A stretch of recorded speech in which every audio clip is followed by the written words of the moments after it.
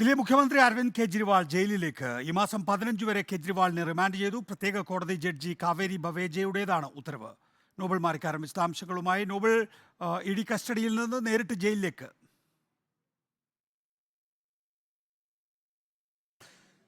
നികേഷ്, അങ്ങനെ തന്നെയാണ്. അരവിന്ദ് കെജ്രിവാളിനെ ജയിലിലേക്ക് അയക്കാനുള്ള തീരുമാനത്തിലേക്ക് ദില്ലി റൌസ് അവന്യൂ കോടതി ഈ ഘട്ടത്തിൽ എത്തി. ഇന്നിപ്പോൾ കസ്റ്റഡി കാലാവധി അവസാനിച്ചതിന് പിന്നാലെയായിരുന്നു അരവിന്ദ് കെജ്രിവാളിനെ ഇന്നിപ്പോൾ ഇ ഡി ദില്ലി റൌസ് അവന്യൂ കോടതിയിൽ ഹാജരാക്കിയത്. വീണ്ടും കസ്റ്റഡിയിൽ വേണമെന്ന ആവശ്യം ഇ ഡി ഇന്ന് ഉന്നയിച്ചില്ല. പകരം ജുഡീഷ്യൽ കസ്റ്റഡിയിൽ വിടണം എന്നായിരുന്നു ഇ ഡിയുടെ ആവശ്യം. ഇനിയും കെജ്രിവാളിനെ ചോദ്യം ചെയ്യാനുണ്ട് എന്നാണ് ഇ ഡി വ്യക്തമാക്കുന്നത്. കാരണം ഈ കഴിഞ്ഞ ദിവസങ്ങളിലൊക്കെ നിരവധി തവണ, പ്രത്യേകിച്ച് മണിക്കൂറിൽ 5 തവണയൊക്കെ വെച്ച് അദ്ദേഹത്തെ ചോദ്യം ചെയ്തെങ്കിൽ പോലും പൂർണ്ണമായും നിസ്സഹകരണം എന്തായിരുന്നു കെജ്രിവാളിന്റെ ഒരു രീതി എന്താണ് ഇതിൽ ഇ ഡി വ്യക്തമാക്കുന്നത്. ചോദ്യങ്ങൾക്ക് കൃത്യമായ ഉത്തരം കെജ്രിവാൾ നൽകാതെ ഒഴിഞ്ഞു മാറുകയാണ് ചെയ്തത് എന്നും ഇ ഡി ഇന്നിപ്പോൾ കോടതിയിൽ വ്യക്തമാക്കി. കൂടുതൽ ചോദ്യം ചെയ്യൽ ആവശ്യമുണ്ട്, അത് ജുഡീഷ്യൽ കസ്റ്റഡിയിൽ നിന്ന് ആവശ്യാനുസരണം ഇ ഡിക്ക് ചെയ്യാൻ കഴിയും എന്ന നിലപാടാണ് ഇതുമായി ബന്ധപ്പെട്ടുകൊണ്ട് അഡീഷണൽ സോളിസിറ്റർ ജനറൽ ഇന്നിപ്പോൾ കോടതിയിൽ അറിയിച്ചത്. എന്താണെങ്കിലും അതിനു പിന്നാലെയാണ് പ്രത്യേക കോടതി ജഡ്ജി കാവേരി ബവേജ ഈ തീരുമാനത്തിലേക്ക് എത്തിയത്. ദില്ലിയുടെ മുഖ്യമന്ത്രി അരവിന്ദ് കെജ്രിവാൾ എന്താണെങ്കിലും ഇനിയിപ്പോൾ ജയിലിലേക്കാണ് പോകുന്നത്. 14 ദിവസം, അതായത് വരുന്ന ഏപ്രിൽ 15 വരെയാണ് ഇപ്പോൾ ഇത്തരത്തിൽ ജുഡീഷ്യൽ കസ്റ്റഡി റിമാൻഡ് അനുവദിച്ചിരിക്കുന്നത്. എന്താണെങ്കിലും അതിനിടയിൽ അദ്ദേഹത്തെ ചോദ്യം ചെയ്യണമെങ്കിൽ അത് ഇ ഡി ചെയ്യും എന്നാണ് മനസ്സിലാക്കുന്നത്.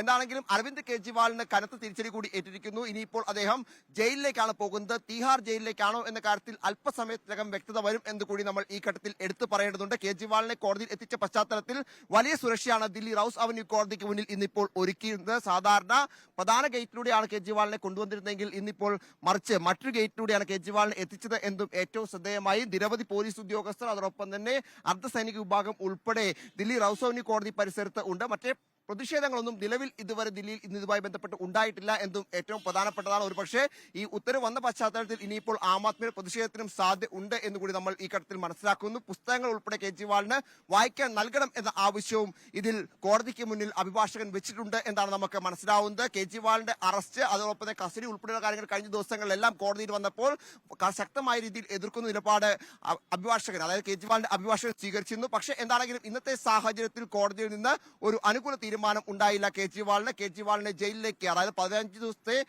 ഏപ്രിൽ 15 വരെ ജുഡീഷ്യൽ കസ്റ്റഡിയുടെ തീരുമാനമാണ് ഇപ്പോൾ റൌസ് അവന്യൂ പ്രത്യേക കോടതി എടുത്തിരിക്കുന്നത്. നികേഷ്, ഇതിനകത്ത് വളരെ പ്രധാനപ്പെട്ട ഒരു കാര്യമുള്ളത്, നോബൽ, അരവിന്ദ് കെജ്രിവാൾ ജയിലിൽ നിന്ന് ഭരിക്കും ആവശ്യമെങ്കിൽ എന്നാണ് ആം ആദ്മി പാർട്ടി വക്താവ് നേരത്തെ പറഞ്ഞിരുന്നത്. ഇ ഡി കസ്റ്റഡിയിൽ തന്നെ അരവിന്ദ് കെജ്രിവാളിന് പ്രിൻ്ററോ അല്ലെങ്കിൽ പേപ്പറോ നൽകിയിരുന്നില്ല എന്നും, പിന്നെ എങ്ങനെയാണ് ജലവിഭവ വകുപ്പിനും അതുപോലെ തന്നെ ആരോഗ്യ വകുപ്പിനും നിർദ്ദേശം നൽകാനുള്ള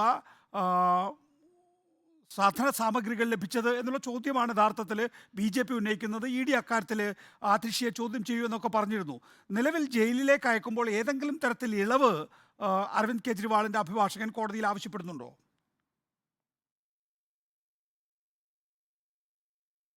നികേഷ്, കെജ്രിവാളിന് വായിക്കാൻ പുസ്തകങ്ങൾ ഉൾപ്പെടെ നൽകണം, 3 പുസ്തകങ്ങൾ ഉൾപ്പെടെ നൽകണം എന്ന ആവശ്യം ഇന്നിപ്പോൾ ഇതിൽ അഭിഭാഷകൻ മുന്നോട്ട് വെച്ചിട്ടുണ്ട്. ബാക്കി നടപടിക്രമങ്ങൾ കോടതി അതിന്റെ അവസാന ഘട്ടത്തിലാണ് ഉള്ളത് എന്നാണ് നമുക്ക് മനസ്സിലാവുന്നത്. നേരത്തെ ഈ അരവിന്ദ് കെജ്രിവാൾ ഇ ഡി കസ്റ്റഡിയിൽ ഇരുന്നപ്പോൾ 2 സുപ്രധാന ഉത്തരവുകളാണ് ദില്ലി സർക്കാരിന്, നിർദ്ദേശങ്ങളാണ് ദില്ലി സർക്കാർ നൽകിയത്. അത് ഒന്ന് ജലവിഭവ വകുപ്പുമായി ബന്ധപ്പെട്ടുകൊണ്ടായിരുന്നു. പ്രത്യേകിച്ച് ദില്ലിയിൽ കനത്ത ചൂടിലേക്ക് പോവുകയാണ്, കുടിവെള്ള പ്രശ്നം ഉണ്ടാകാം, അതിനുവേണ്ട നടപടികൾ സ്വീകരിക്കണം എന്നാണ് അന്ന് അദൃശ്യ മർലേനയ്ക്ക് ഉത്തരവ് നൽകിയത്, നിർദ്ദേശം നൽകിയത്. അതിന് പിന്നാലെ സൗരഭ് ഭരദ്വാജ്, ആരോഗ്യമന്ത്രിക്കും കെജ്രിവാളിന്റെ ഭാഗത്ത് നിന്ന് ഒരു നിർദ്ദേശം എത്തിയിരുന്നു. ആ നിർദ്ദേശത്തിൽ വ്യക്തമാക്കിയത് മൊഹല്ല ക്ലിനിക്കുകളിൽ മരുന്നുകൾ ഉണ്ട് എന്ന ഉറപ്പുവരുത്തണം എന്ന ആവശ്യമായിരുന്നു. അത്തരത്തിൽ 2 ഉത്തരവുകൾ വന്നപ്പോഴും ഇ ഡിക്കെതിരെ പല ചോദ്യങ്ങൾ ഉയർന്നു. പ്രത്യേകിച്ച് ഇ ഡിയുടെ കസ്റ്റഡിയിൽ ഇത്ര സുരക്ഷിതരായിരിക്കുന്ന ഒരാൾ എങ്ങനെയാണ് ഉത്തരവുകൾ സർക്കാർ നൽകുന്നത് എന്നൊരു തീരുമാനം, നിർദ്ദേശങ്ങൾ, കത്തുകൾ നൽകുന്നത് എന്നൊരു തീരുമാനം ഉണ്ടാകുന്നത് എന്ന ചോദ്യം ഇ ഡിക്ക് മേൽ ഉയർന്നിരുന്നു. അത് ഇ ഡിക്കും സമ്മർദ്ദത്തിലാക്കി എന്ന യാഥാർത്ഥ്യമാണ്. പ്രത്യേകിച്ച് ഇ ഡി പോലൊരു സംവിധാനത്തിൽ ഇരുന്നുകൊണ്ട് ഒരു മുഖ്യമന്ത്രി, ഒരുപക്ഷെ ഇന്ത്യയുടെ ചരിത്രത്തിൽ ആദ്യമായാണ് ഇത്തരത്തിൽ ഒരു നടപടി, ഒരു മുഖ്യമന്ത്രി ഇ ഡിയുടെ കസ്റ്റഡിയിൽ ഇരുന്നുകൊണ്ട് സർക്കാരിനെ നിയന്ത്രിക്കുന്നു, നയിക്കുന്ന സാഹചര്യം ഉണ്ടാകുന്നു. അതിനിടയിൽ BJP ആണെങ്കിൽ പോലും ഈ വിഷയത്തിൽ വലിയ വിമർശനവും എതിർപ്പും ഉയർത്തുന്ന ഘട്ടം കൂടിയാണ്. പ്രത്യേകിച്ച് അരവിന്ദ് കെജ്രിവാൾ അറസ്റ്റിലായത് അല്ലെങ്കിൽ ഇ ഡി കസ്റ്റഡിയിൽ പോയത്, ജയിലിൽ പോകുന്നത് ഭരണഘടനാ പ്രതിസന്ധി ഉണ്ടാക്കും, അതോടൊപ്പം ഭരണഘടനയ്ക്ക് വിരുദ്ധമാണ് എന്ന നിലപാട് BJP ഇതുമായി ബന്ധപ്പെട്ട് പല ഘട്ടങ്ങളിൽ ഉയർത്തുകയും ചെയ്തു. ആ പശ്ചാത്തലത്തിലേക്ക് ഇതുമായി ബന്ധപ്പെട്ട അന്വേഷണത്തിലേക്ക് പോകാൻ ഇ ഡി തീരുമാനിച്ചിരുന്നു. അദൃശ്യ മർലേന, അതോടൊപ്പം തന്നെ കെജ്രിവാളിന്റെ ഭാര്യ സുനിത കെജ്രിവാൾ, പേഴ്സണൽ സെക്രട്ടറി, അഭിഭാഷകൻ എന്നിവർ മാത്രമാണ് കെജ്രിവാളിനെ ജയിലിൽ എത്തി, ഇ ഡി കസ്റ്റഡിയിൽ എത്തി സന്ദർശിച്ചത്. ഒരുപക്ഷെ അവരായിരിക്കാം ഈ പേപ്പർ നൽകി ഒപ്പിട്ടതുമെന്ന സംശയം ഇ ഡി പറഞ്ഞിരുന്നു. അതിന്റെ ഭാഗമായി അതിഷി മർലിനെ ചോദ്യം ചെയ്യുമെന്നൊക്കെ ഇ ഡി ഒരു ഘട്ടത്തിൽ വ്യക്തമാക്കിയെങ്കിൽ പോലും ആ നടപടികളിലേക്കൊന്നും കടന്നില്ല. അതിനിടെയാണ് ഇപ്പോൾ എന്താണെങ്കിലും ഇ ഡി കസ്റ്റഡിയിലുണ്ടായ അരവിന്ദ് കെജ്രിവാളിനെ ഏപ്രിൽ 15 വരെ, അതായത് 14 ദിവസത്തെ ജുഡീഷ്യൽ കസ്റ്റഡിയിലേക്ക്, ജയിലിലേക്ക് വിടാനുള്ള തീരുമാനം പ്രത്യേക റൌസ് അവന്യൂ കോടതി ഈ ഘട്ടത്തിൽ എടുത്തിരിക്കുന്നത്. നികേഷ്, നിലവിൽ മനീഷ് സിസോദിയും സഞ്ജയ് സിംഗും ജുഡീഷ്യൽ കസ്റ്റഡിയിലാണ്. സമാനമായ വിധത്തിൽ ജുഡീഷ്യൽ കസ്റ്റഡിയിൽ ഫർദർ ഇ ഡി കസ്റ്റഡി ആവശ്യപ്പെടാത്തതുകൊണ്ട് ജുഡീഷ്യൽ കസ്റ്റഡിയിലേക്ക് റിമാൻഡ് ചെയ്യണമെന്നുള്ളതാണ് ഇ ഡിയുടെ ആവശ്യം.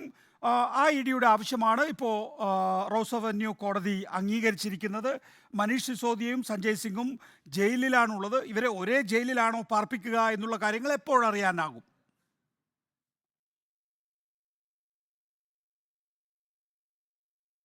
നികേഷ്, അല്പസമയത്തിനകം തന്നെ അക്കാര്യത്തിൽ ഒരു തീരുമാനത്തിലേക്ക് എത്താൻ കഴിയും എന്നാണ് നമ്മൾ പ്രതീക്ഷിക്കുന്നത്. എന്താണെങ്കിലും സാമ്പത്തിക കുറ്റകൃത്യവുമായി ബന്ധപ്പെട്ടുകൊണ്ട് മുൻ കേസുകളിൽ അറസ്റ്റിലായവരൊക്കെ നേരത്തെ വിട്ടിരുന്നത് ഈ തിഹാർ ജയിലിലേക്കായിരുന്നു. ആ പശ്ചാത്തലത്തിൽ അരവിന്ദ് കെജ്രിവാളിനെയും തിഹാർ ജയിലിലേക്ക്, വീണ്ടും അരവിന്ദ് കെജ്രിവാളും തിഹാർ ജയിലിലേക്ക് പോകും എന്നാണ് ഇപ്പോൾ വിവരങ്ങൾ ഉള്ളത്.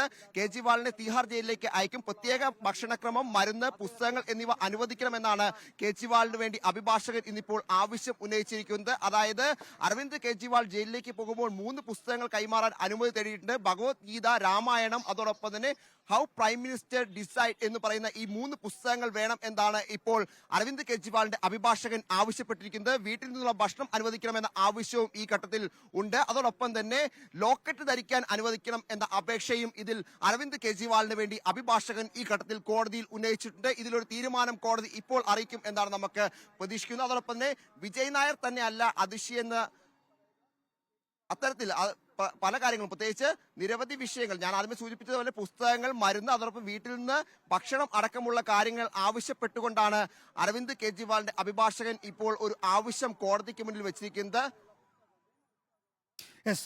സ്പെഷ്യൽ CBI ജഡ്ജ് കാവേരി ബവേജയാണ് ഇപ്പോൾ അരവിന്ദ് കെജ്രിവാളിനെ ജുഡീഷ്യൽ കസ്റ്റഡിയിൽ വിട്ടിരിക്കുന്നത്. ഈ മാസം 15-ാം തീയതി വരെയാണ് judicial custody. E D custody അവസാനിച്ചിരിക്കുന്നു. കൂടുതലായി E D custody E D ആവശ്യപ്പെട്ടിരുന്നില്ല. എന്നാൽ we are seeking for judicial custody subject to the right of asking further custody as per supreme കോടതി judgment in Senthil Balaji case എന്നാണ് പറഞ്ഞിരിക്കുന്നത്. ഇനി വേണമെങ്കിൽ ഇ ഡിക്ക് കസ്റ്റഡി ആവശ്യപ്പെടാം. പക്ഷേ ഇപ്പോൾ ജുഡീഷ്യൽ കസ്റ്റഡിയിലേക്ക് വിടാനാണ് ആവശ്യപ്പെട്ടിരിക്കുന്നത്. അതിൻ്റെ അടിസ്ഥാനത്തിൽ മനീഷ് സിസോദിയും സഞ്ജയ് സിംഗും ഇതേ കേസിൽ തന്നെ ഇപ്പോൾ ജുഡീഷ്യൽ കസ്റ്റഡിയിൽ കഴിയുകയാണ്, തിഹാർ ജയിലിൽ കഴിയുകയാണ്.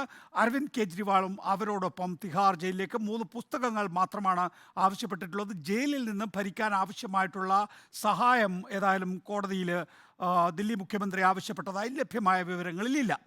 ദില്ലി മുഖ്യമന്ത്രി അരവിന്ദ് കെജ്രിവാൾ ജയിലിലേക്ക് പോകുന്നു എന്നുള്ളതാണ് നോബിൾ മാരിക്കാരൻ റിപ്പോർട്ട് ചെയ്യുന്നത്.